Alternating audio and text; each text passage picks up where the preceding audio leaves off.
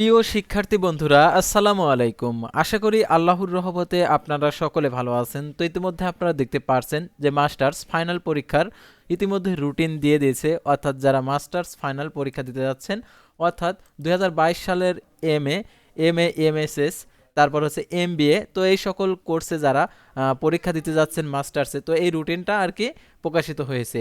তো এই কবে থেকে এই পরীক্ষাটা শুরু হবে সম্পূর্ণ কিছু বিস্তারিত আজকের এই ভিডিওটিতে জানতে পারবেন।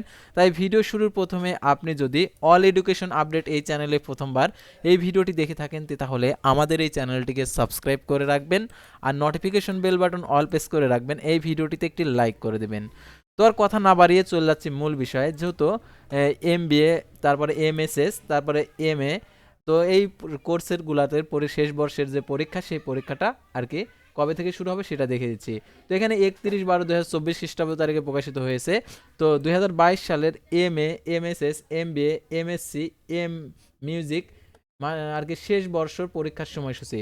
তো সংশ্লিষ্ট সকলকে জানানো যাচ্ছে যে জাতীয় বিশ্ববিদ্যালয়ের অধীনে 22 সালের MA, MSS, MBA, MSc, M Mus, তারপর হচ্ছে আইসিটি ও লাইব্রেরি সায়েন্স শেষ বর্ষ পরীক্ষা নিম্নোক্ত সময়সূচি অনুযায়ী অনুষ্ঠিত হবে। কোনো কারণদর্শন ব্যতিরেকে বিশ্ববিদ্যালয় কর্তৃপক্ষ পরীক্ষানুষ্ঠানের তারিখ ও সময় পরিবর্তন করতে পারবে। তো পরীক্ষার শুরুর সময় দুপুর 1টা হইতে, আর পরীক্ষার সময়কাল প্রশ্নপত্র উল্লেখিত সময়, আর পরীক্ষার কোড হচ্ছে 302।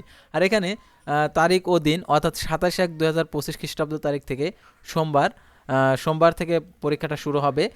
তারপরে এখানে মাঝখানে 2 দিন করে ছুটি দেখতে পারছেন। এখানে প্রত্যেকটা আর কি পরীক্ষার পরে 2 দিন করে ছুটি রয়েছে।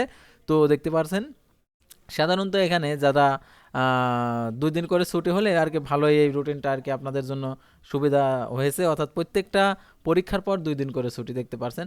তো এরকম 2 দিন করে ছুটি হয়ে তারপরে একদম লাস্টে 9/3/2025 খ্রিস্টাব্দ তারিখে আর কি শেষ হবে রবিবার, অর্থাৎ আইসিটি পরীক্ষা দিয়ে।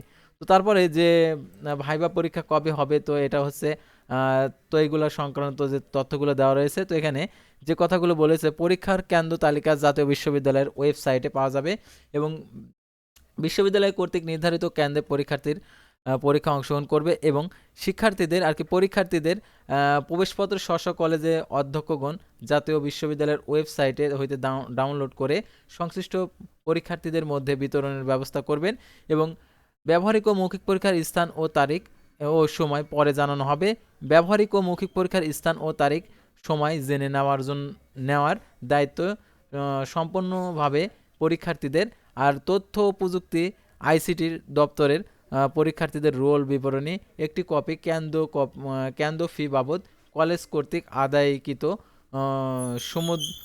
সমুদয় অর্থ হতে পরীক্ষার্থীদের প্রতি 300 টাকা হারে নির্ধারিত কেন্দ্রের ভারপ্রাপ্ত কর্মকর্তার নিকট জমা দিতে হবে। তো এখানে আরও যে শর্তাবলী রয়েছে এই শর্তগুলো অবশ্যই আপনাদেরকে ফলো রাখতে হবে। আর পরীক্ষার হলে আর কি হাজিরা গ্রহণের সময় অবশ্যই মূল রেজিস্ট্রেশন কার্ড ও মূল প্রবেশপত্র দেখাতে হবে। তো এগুলো যাদের এখনও মূল রেজিস্ট্রেশন কার্ড, মূল প্রবেশপত্র, অর্থাৎ প্রবেশপত্র তো এখনও প্রকাশিত হয়নি, আর রেজিস্ট্রেশন কার্ড যাদের হারিয়ে গেছে তারা অবশ্যই সংরক্ষণ করবেন, আর যাদের রয়েছে সেটা সযত্নে আপনারা রেখে দেবেন। তো আজকের ভিডিওটি ছিল সাধারণত যে এমবিএ, এমএসএস, তারপরে এমএ তো পরীক্ষার হচ্ছে রুটিন নিয়ে, অর্থাৎ মাস্টার্স পরীক্ষার রুটিন নিয়ে। তো পরবর্তী ভিডিওতে আবারও কোনো নতুন এডুকেশন রিলেটেড ভিডিও নিয়ে আপনাদের সামনে হাজির হবো। সে পর্যন্ত সবাই ভালো থাকবেন, সুস্থ থাকবেন, আর অবশ্যই অল এডুকেশন আপডেট এই চ্যানেলটি সাবস্ক্রাইব করে পাশে থাকবেন। আল্লাহ হাফেজ।